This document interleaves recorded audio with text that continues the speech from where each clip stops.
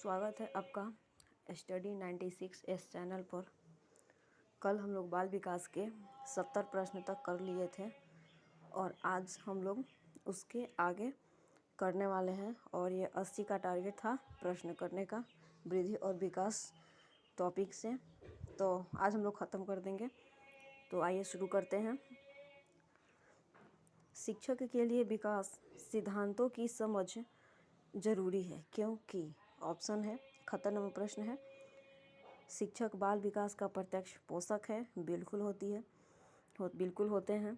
दूसरा ऑप्शन है, विकास सिद्धांत बालकों की शिक्षा, खेलकूद तथा पाठ्यक्रम चयन संबंधी मार्गदर्शन में उपयोगी सिद्ध होते हैं। बिल्कुल, शिक्षक ही तो है जो हर तरफ से मार्गदर्शित करके बच्चों को आगे बढ़ाते हैं, आगे बढ़ाने का काम करते हैं। तीसरा ऑप्शन है, शिक्षक इनकी समझ के फलस्वरूप उत्तम शिक्षण व्यवस्था कर पाता है, बिल्कुल सही है। तो इसमें हमें लगता है कि इसका तीनों ऑप्शन सही है, तो इसका ऑप्शन नंबर 4 सही हो जाएगा। क्वेश्चन नंबर 72 है, बालकों में होने वाले विकास को समझने के लिए क्रमिक विकास सिद्धांत के प्रणेता कौन है? तो इसका ऑप्शन है क्रो एवं क्रो। दूसरा ऑप्शन है स्टेनले हॉल। तीसरा ऑप्शन है किंग एवं थॉर्नडाइक और चौथा ऑप्शन है उपर्युक्त में से कोई नहीं। तो इसका ऑप्शन है, बालकों में होने वाले विकास को समझने के लिए क्रमिक विकास के सिद्धांत के प्रणेता का नाम पूछ रहे हैं यहाँ पर। तो यहाँ पर ऑप्शन हो जाएगा किंग एवं थॉर्नडाइक, तीसरा नंबर ऑप्शन है। क्वेश्चन नंबर है 73, वृद्धि और विकास के संदर्भ में निम्नलिखित में से कौन सा कथन सत्य है? ऑप्शन है, वृद्धि विकास की प्रक्रिया का एक चरण है, निश्चित होता है। वृद्धि विकास की प्रक्रिया का एक चरण है, नहीं, विकास वृद्धि की प्रक्रिया का एक चरण होती है। ऑप्शन नंबर 1 नहीं होगा, ठीक है। दूसरा है, विकास स्वयं में एक विस्तृत अर्थ रखता है, विकास स्वयं में एक विस्तृत अर्थ रखता है एवं वृद्धि इसका एक भाग होता है। हाँ, वृद्धि इसका एक भाग होता है, यह निश्चित बात सही, बिल्कुल सही बात है ये। तो मतलब बी ऑप्शन इसका सही है। तो इसका ऑप्शन नंबर तीसरा है, विकास एक सतत प्रक्रिया है जो बालक के परिपक्व होने के बाद भी चलती रहती है। तो हमें इसका नंबर तीसरा ऑप्शन भी बिल्कुल सही है कि विकास हम लोग पढ़े हुए हैं पीछे प्रश्न में कि विकास एक चलने वाली सतत प्रक्रिया है और इसका परिपक्व होने के बाद भी चलती रहती है। तो ये बात बिल्कुल सही है, मतलब इसका आंसर हो जाएगा 2 और 3। तो तीसरा नंबर ऑप्शन सही होगा। क्वेश्चन है 74, वृद्धि से तात्पर्य कोशिकाओं में होने वाली वृद्धि से है, यह कथन है। तो यह कथन किसका है? ऑप्शन है हॉलॉग का, दूसरा ऑप्शन है फ्रैंक का, तीसरा ऑप्शन है फ्रायड का, चौथा ऑप्शन है स्किनर का। तो वृद्धि से तात्पर्य कोशिकाओं में होने वाली वृद्धि से है, तो इसका ऑप्शन हो जाएगा फ्रैंक, मतलब दूसरा नंबर ऑप्शन है इसका फ्रैंक का। ऑप्शन नंबर है प्रश्न नंबर है 75, किशोरावस्था पर सबसे अधिक कार्य करने वाले वैज्ञानिक हैं। तो ऑप्शन है इसका एना फ्रायड, दूसरा ऑप्शन है स्टेनले हॉल, तीसरा है हॉलिंगवर्थ और चौथा है किंग। तो आप सबको पता है कि स्टेनले हॉल किशोरावस्था पर सबसे ज़्यादा कार्य किए हैं और इन्होंने ही तनाव एवं एक और है कि स्टेनले हॉल जी बोले हुए हैं कि किशोरावस्था तनाव और तूफान की अवस्था है। तो और सबसे ज़्यादा इस पर किशोरावस्था पर अधिक कार्य स्टेनले हॉल जी ने ही किए हुए हैं।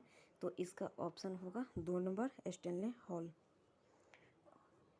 प्रश्न नंबर है 76, शैशवावस्था में यौन इच्छाओं का अध्ययन करते हुए पितृ विरोधी व मातृ विरोधी ग्रंथि के रहस्य का उद्घाटन किया है। तो इसका ऑप्शन है स्किनर ने, गेस्टॉलर ने, जुंग ने और फ्रायड ने। तो इसका ऑप्शन हो जाएगा 76 का 4 नंबर। ये बात फ्रायड जी ने किए हुए हैं। शैशवावस्था के यौन इच्छाओं के अध्ययन हेतु पितृ एवं मातृ विरोधी ग्रंथि के रहस्य का उद्घाटन किया है? ये फ्रायड जी ने किए हुए हैं। प्रश्न नंबर है 77। बालक की वृद्धि एवं विकास के अध्ययन की निम्न में से उपयुक्त विधि है। वृद्धि और विकास की बात इसमें किए हुए हैं, तो ऑप्शन है तुलनात्मक विधि, नहीं। वृद्धि और विकास में अध्ययन में तुलनात्मक विधि नहीं करना है। मनोविश्लेषण विधि, नहीं, ये भी नहीं है। सांख्यिकी विधि, नहीं। सांख्यिकी विधि के द्वारा भी माफ कीजिएगा, इस 77 नंबर प्रश्न हम देख नहीं पाए थे। चलिए इसको फिर से पढ़ लेते हैं एक बार। बालक की वृद्धि एवं विकास के अध्ययन की निम्न में से उपयुक्त विधि है। ऑप्शन है तुलनात्मक विधि, मनोविश्लेषण विधि, सांख्यिकी विधि और विकासात्मक विधि। तो इसका बालक वृद्धि और विकास की अध्ययन की बात इसमें की हुई है, तो किसमें हम तुलना विधि से करेंगे? नहीं। मनोविश्लेषण से करेंगे? नहीं। सांख्यिकी से करेंगे? ये भी नहीं। विकासात्मक के द्वारा हम वृद्धि और बालक के वृद्धि और विकास का हम अध्ययन करेंगे कि वो किस तरीके से विकास कर रहा है, तो हम इसका ऑप्शन नंबर हम 4 सही करेंगे। प्रश्न नंबर है 78। किशोरावस्था की प्रमुख विशेषता नहीं है पूछा है यहाँ पर, तो ऑप्शन है संवेगों की आधिक्य, दूसरा ऑप्शन है संचय की प्रवृत्ति, तीसरा ऑप्शन है कल्पना की बहुलता, चौथा ऑप्शन है मानसिक विकास। तो इसका ऑप्शन हो जाएगा आंसर किशोरावस्था की प्रमुख विशेषता नहीं है पूछा है, तो संवेगों की अधिकता होती है, कल्पना की बहुलता तो बहुत होती है इसी अवस्था में, तो कल्पना न जाने कहाँ कहाँ कल्पना कर लेता है लोग। मानसिक विकास निश्चित तौर पर होती है, लेकिन संचय की प्रवृत्ति नहीं होती इस अवस्था में। तो इस अवस्था में संचय की प्रवृत्ति नहीं है, तो हमारा इसका ऑप्शन हो जाएगा दूसरा नंबर ऑप्शन, संचय की प्रवृत्ति। प्रश्न नंबर है 79। मिश्रित आयु वर्ग वाले विद्यार्थियों की कक्षा में व्यवहार रखने वाले शिक्षक के लिए डैश का ज्ञान सर्वाधिक महत्वपूर्ण है।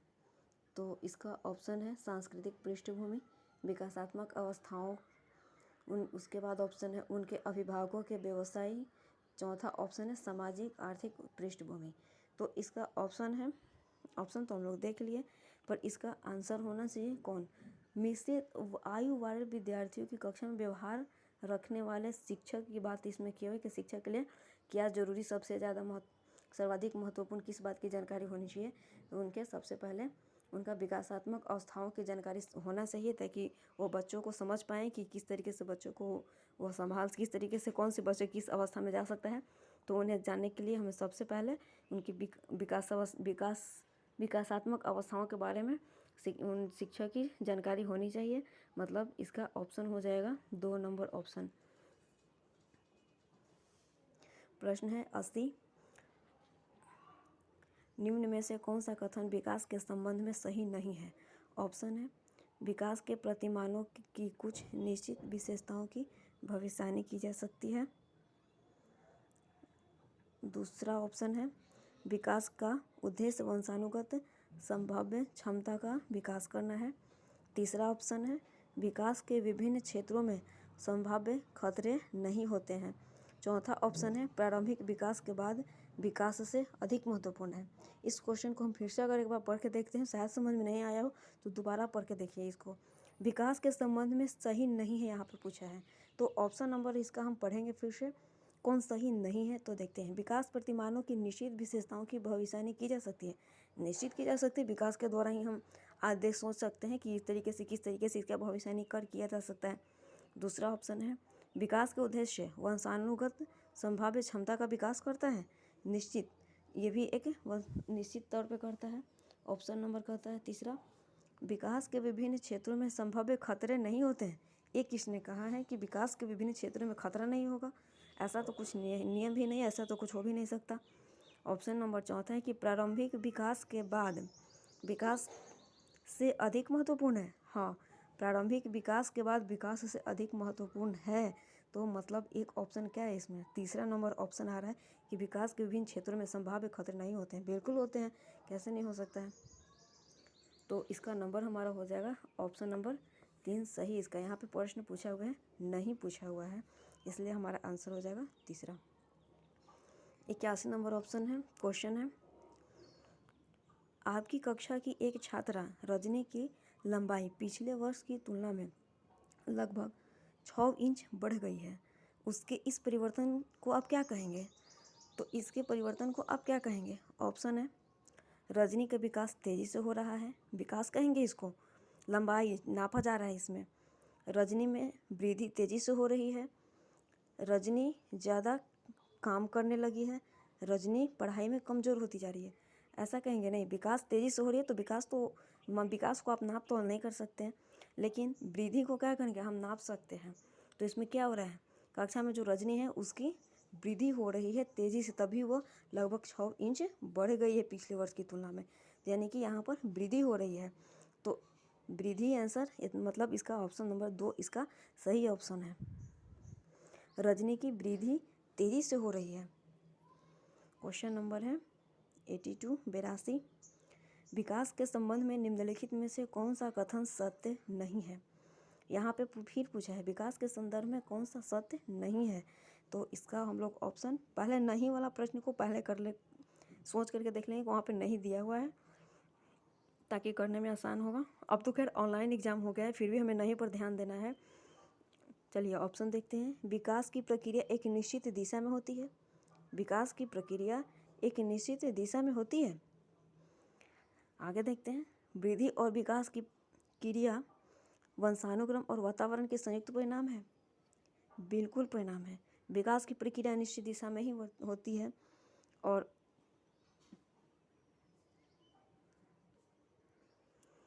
तो विकास की प्रक्रिया निश्चित दिशा में होती है। हाँ, विकास की प्रक्रिया निश्चित दिशा में होती है।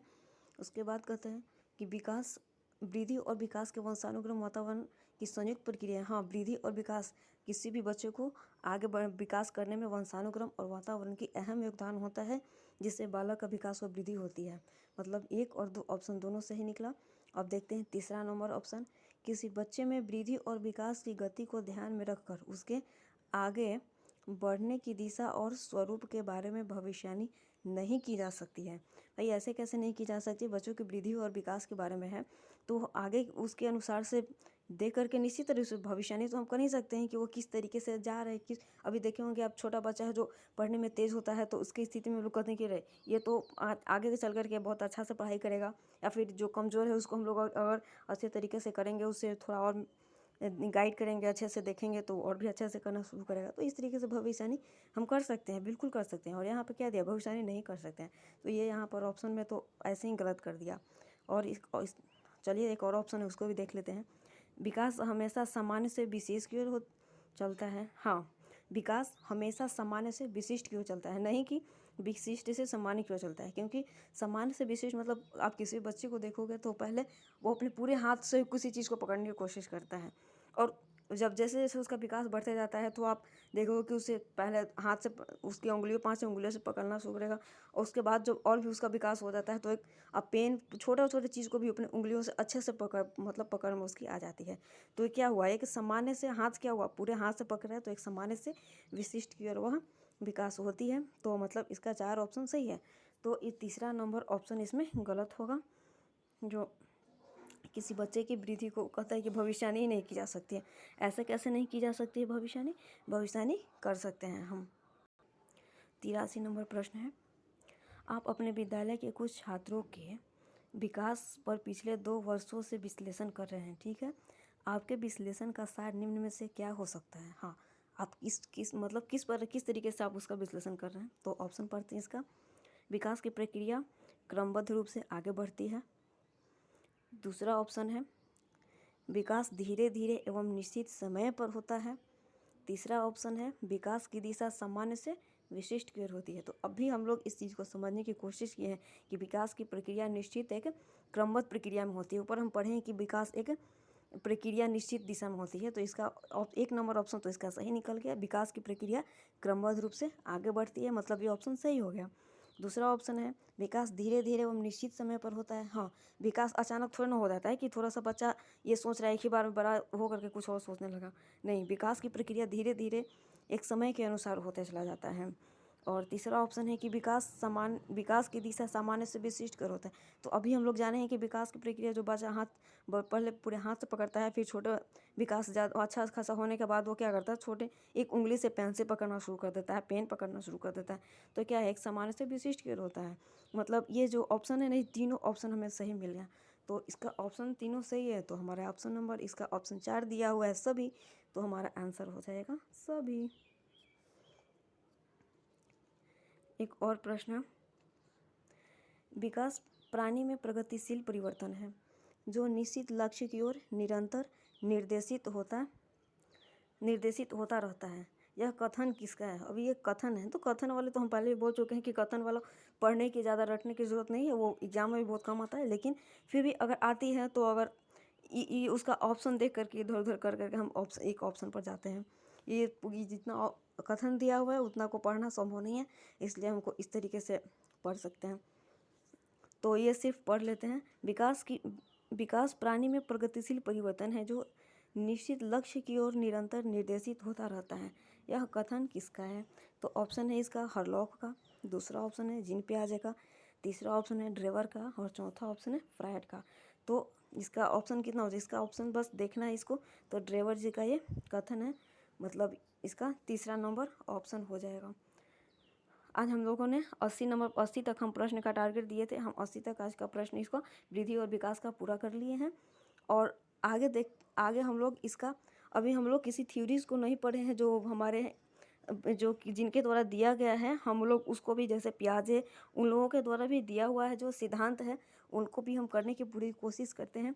और अगला वीडियो में हम लाते हैं किसका, आप लोग जिस कमेंट करके बता दिए कि हम किन का सिद्धांत आसान मतलब आप लोगों के लिए है, जो हम पहले शुरुआत करें। अभी तक हमने कोई सिद्धांत का नहीं डाला है कोई वीडियो, लेकिन हम सोच रहे हैं कि कुछ वैसा आप लोग क्या है जो यूनिक हो और जो आप लोग पढ़े हो या नहीं, लेकिन मैं इससे सीखने का ज़रूर मिले। और हमने जो 80 प्रश्न करवाए हैं अभी, 80 या 84 है, तो इसमें बिल्कुल अलग क्वेश्चन होगा, जो आप लोग पढ़े होंगे पहले की अपेक्षा बिल्कुल अलग है। हमने ये जो 80 क्वेश्चन लिया है वो बिल्कुल जो ना आपको प्रीवियस क्वेश्चन में उतना मिला होगा और ना ही किसी तरीके से इधर उधर आपको क्वेश्चन में प्रैक्टिस पेपर मिला होगा, लेकिन ये क्वेश्चन बिल्कुल अलग है। और ये एग्ज़ाम को लेकर के ही हम किए हैं। अगला टारगेट है एग्ज़ाम करने का, सीटेट का, तो उसके अनुसार से है। अगर वीडियो पसंद आ रहा हो, प्रश्न पसंद आ रहा हो, तो लाइक और सब्सक्राइब कीजिए और कमेंट में बताइए कि अगला वीडियो हम आपके लिए किस सिद्धांत, किन के सिद्धांत पर ले करके आएँ, ताकि आप लोग को भी अच्छा लगे। चलिए, धन्यवाद।